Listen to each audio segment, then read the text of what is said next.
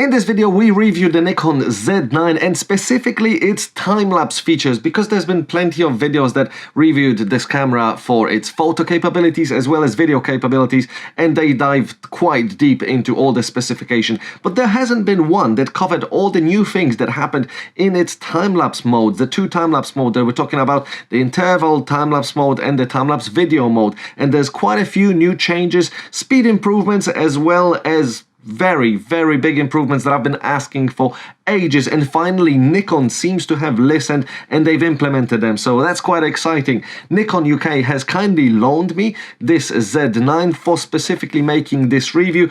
So without further ado, let's dive in. If it's your first time on my channel, my name is Michael Thomas. I'm a London-based time-lapse travel and architecture photographer. I shoot exclusively with the Nikon Z system. I've got the Z6, Z6 II that is filming us at the moment, and I've done a specific time-lapse review of the Z6 Mark I when it was first released, and then the follow-up, the Z6 Mark II, that had quite a lot of time-lapse improvements. And now we're seeing for the third time, finally, some improvements that I've been asking for so long with the first Mark I Z6s and the second ones that never got improved until they released a new body, the Z9. And I'm talking about aperture flicker, finally gone. The aperture blades stay put where they need to be, only though till 5.6, which is exactly the same how it was on the F-mount system, or currently is even on the Z6 I, Z6 II, when using F-mount lenses via the F2Z adapter.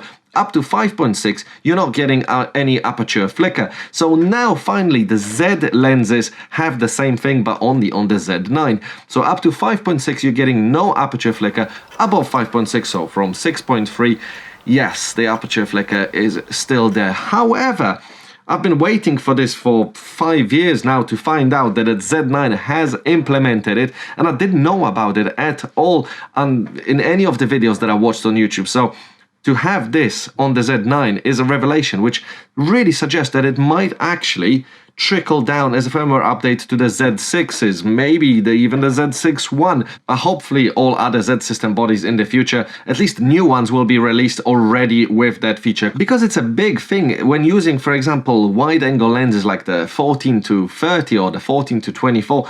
At 14, there's quite a lot of distortion once you unscrew the lens to have the blades not move at all when you disconnect the electronics. So now you're getting the benefit of all the profiles being corrected while the aperture blades aren't moving, so you're not getting any of that aperture flicker. So one less step to avoid deflickering in LR time-lapse, which is fantastic. I would wish that the aperture flicker was removed, at least in manual mode, throughout the range all the way to f16 or f22, depending on what lens you're using. I do know that some other manufacturers, when you're shooting in manual and you set your aperture, it just doesn't move. So it is doable. I don't know what's Nikon doing differently, that it's only limited to 5.6.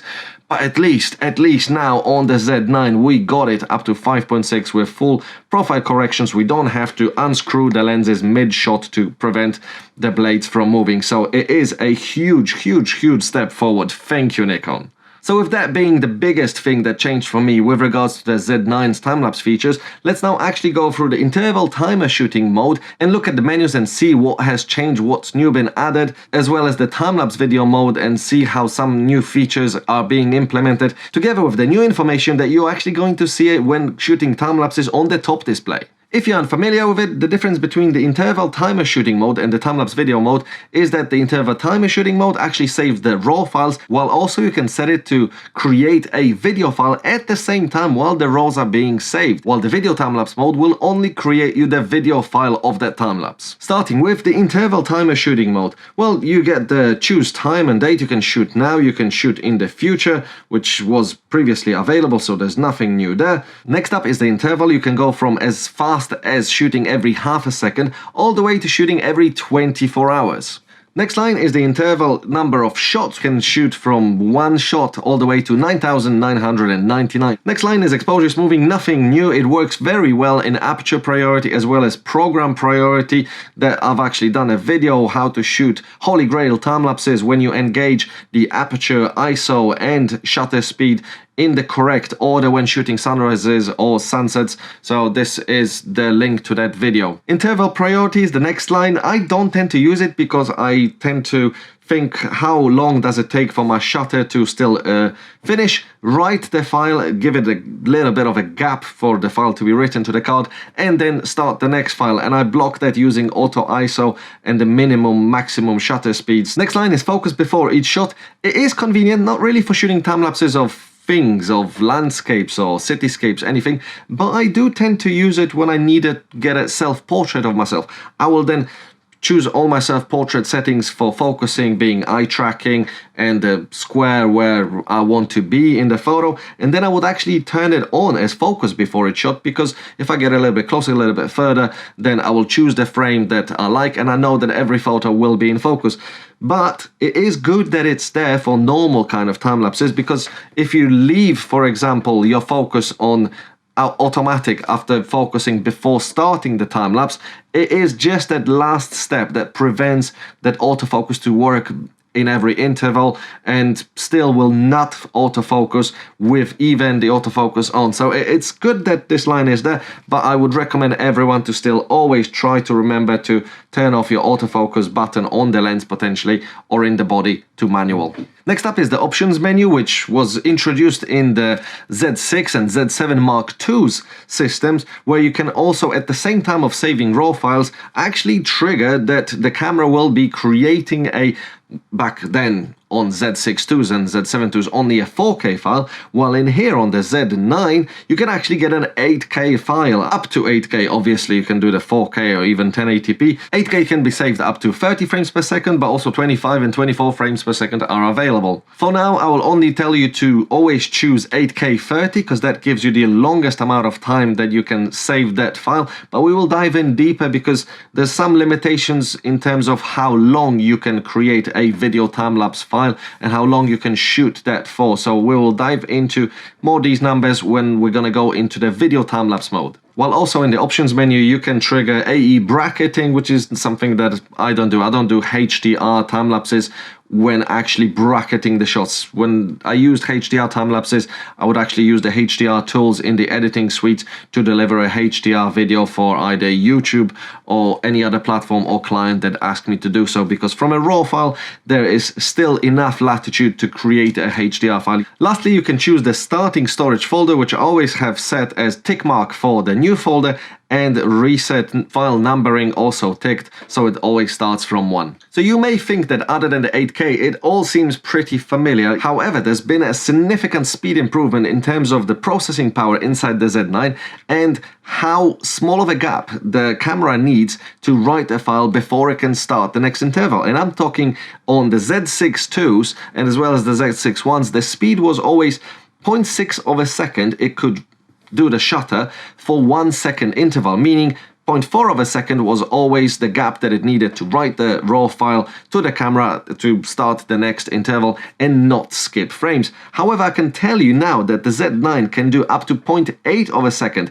which means in a RAW file on a 1 second interval, it needs only 0.2 of a second, which I then try to even push further, because you can't really do a 0.9 shutter on a 1 second interval. However, if you shoot a 0.5 second interval, you can now do 0.4 of a second shutter, meaning that the camera now only needs 0.1 of a second to write the full RAW to the cards. Let me tell you now about the improvements in what you can actually see on the top display mode when shooting a time-lapse now that weren't available before on the Z6 II's and Z7 II's. If you have the video time-lapse mode option together with the RAWs actually turned off, so you're basically just saving the RAWs, the top section of the display will show the number of intervals left in the time-lapse that you've set, for example 1,000 photos, and it will count down. But when the countdown is happening, that's when the photo is being taken. When that changes into shutter, that means you can actually press a button, either the shutter button, to get a preview of what's happening, or if you press the play button, then you get to see the last image. However, you can't just press it anytime.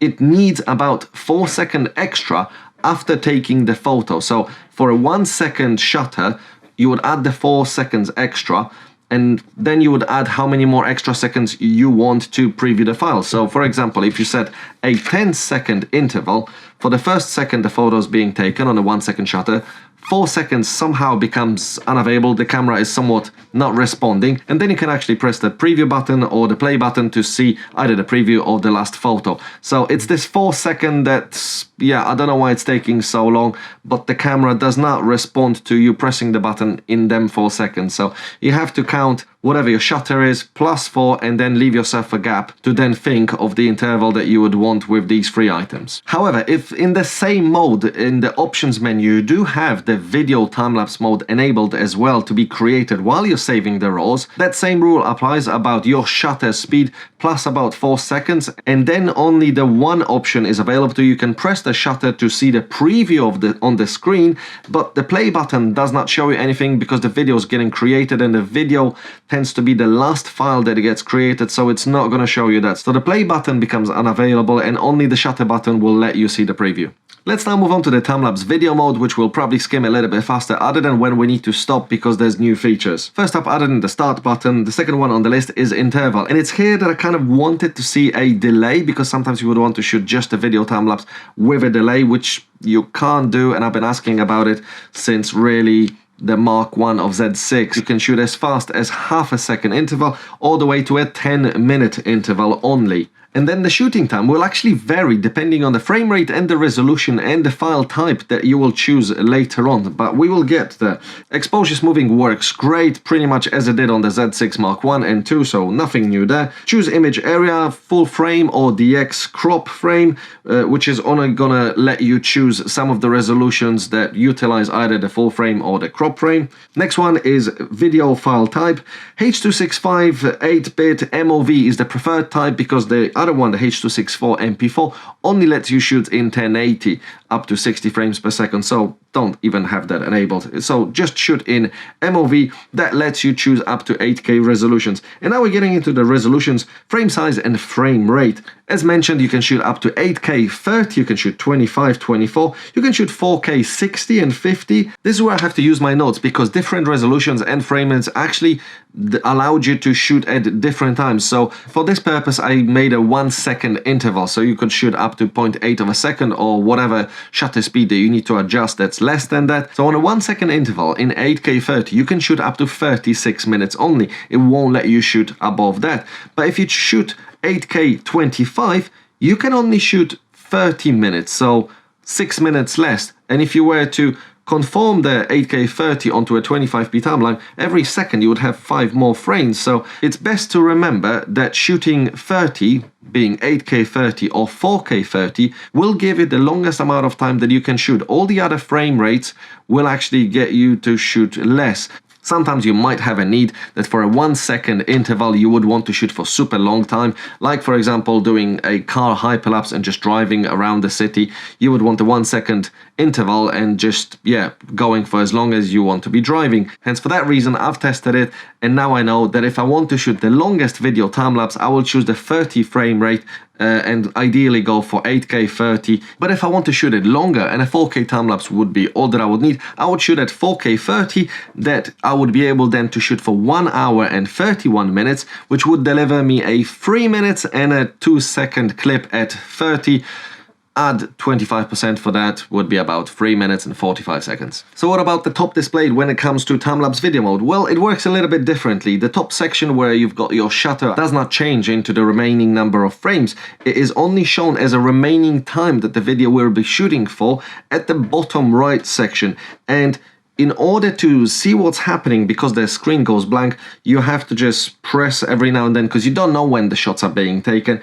You have to press the shutter button until you actually get to see the screen, and then you see it. But it kind of works the same way as I've explained in the interval shooting mode, that your shutter needs another 4 seconds after that for the file to get roughly processed, and then whatever is left to the interval lets you press that button. But as you don't know really when the photos being taken, it's a little hard to judge. I wish there was a bit more information on it, when the photos are being taken and when can I press that button, because you don't want to be continuously pressing the button, because if you press the button 3 times or press it all the way, you can actually stop the time lapse. So briefly going back to the menus of the time-lapse video mode, the next item is focus before each shot. You would not want to have that on for shooting a video time-lapse. It only is beneficial in the photo time-lapse mode. And last item is the destination. Do you decide which card you want to shoot that video to? So on that, let's summarize all the positives and negatives of the Z9's time-lapse features. Let's start with the positives, and as number one definitely has to be that the aperture flicker has now finally been removed up to and including 5.6,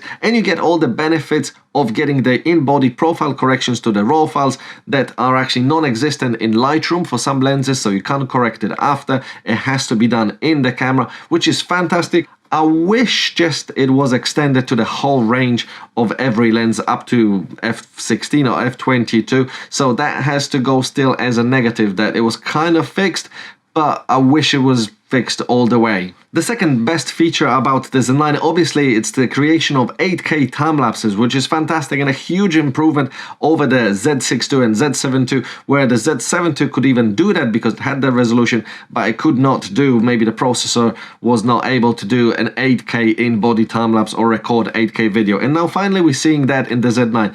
I just hope that this will trickle down into future cameras that will have enough megapixels to do that, and they will be also capable of doing 8K time-lapses in body.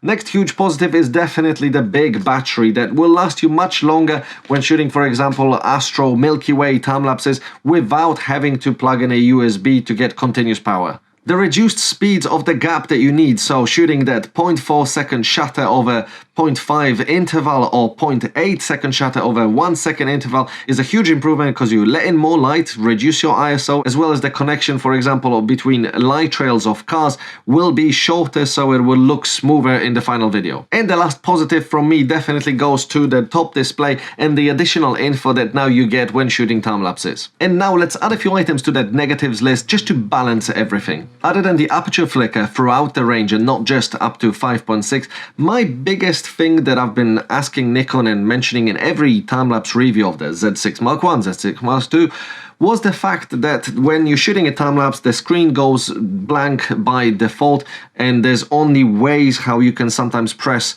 the shutter button or the play button to see the last photo or see what's happening in front of a camera. I believe this should be a choice. All other manufacturers let you see the screen constantly. We're talking about the Z9, a camera that can shoot multiple 20 or God knows however actually photos in high-speed burst at full frame and full pixel readout, and the viewfinder does not go black. So if that can be done for a high-speed burst, I'm sure it could just be an option for the time-lapse mode. Do I want the screen to go blank and save the battery, which is great, or do I actually want to see the live preview all the time while the photos are being taken? It should be done. All the other manufacturers are doing it. It should be a choice that a professional photographer makes with the body and not just so that the screen goes blank.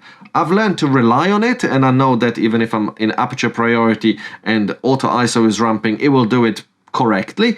But I would still like it to be implemented that it will be a choice. Next up is that there's still no delay option and choosing your start time option on the video time-lapse mode. Sometimes I would just want to shoot a video time-lapse and I would like to delay it. I would want it to start in a few hours. So the only way that I've figured out how to do it, so if you have two cards, you shoot RAW files to one and you shoot the video time-lapse to the second one, I would then shoot it actually in the normal interval shooting mode where the RAWs get saved and the video time-lapse, but after which, if I don't want the RAWs and I quickly want to just use the video time-lapse, but I don't consider that video to be as important that I need to store the RAWs, I would then just format the card with the RAWs and just get left with the video time-lapse. But it would be so much easier if Nikon just implemented a delay of shooting, so the option where you can choose a start or start now in the video time-lapse mode too. Next item is a little bit of a disappointment because I was kind of hoping that the 8K will be 10-bit. Because the camera can now shoot 8K 10-bit video, it can actually shoot 8K RAW video up to 60 frames a second. So I hoped that the time-lapses would be in 10-bit, but they're still in 8-bit. Sometimes when you shoot a video time-lapse, actually you want it in 10-bit, and I don't always have to save the RAW files. Some clients want me to provide the best video quality, but do it immediately. And processing the raw files will just always take time and sometimes isn't a possibility. So if the 8K video or even a 4K video would be in 10-bit, there would be a huge improvement. But unfortunately for the Z9, that's such a capable body, I was expecting that to happen and it still hasn't happened. And now for the negative that kind of is the deal breaker for me. It's actually the weight of this camera. I love shooting with a camera that I can use for multiple things. I can shoot photos, video, and I'll then use it on my Peak Design clips and clip it to the backpack. With this heavy weight and the big body, you would not want it hanging on a Peak Design clip. As well as for the weight of this body, having it on sliders, some sliders may not cope with the motor struggling if you want to go, for example, vertically, because it's so much heavier. Hence, I would kind of want to wait and wish that the next Z7 III, for example, or the rumored Z8 will have the same amount of megapixels, most of the video features, maybe without the RAW capabilities, but for example 10-bit would be great, but it will be in a standard DSLR size without the extra battery grip at the bottom. Then that body would be one I would probably choose. Not to even mention the price. Yeah, unfortunately as a negative, even though that for everything else that this camera is made for, actually photos and videos, I think that price is really good because of shooting 8K 60 raw video that it's capable of.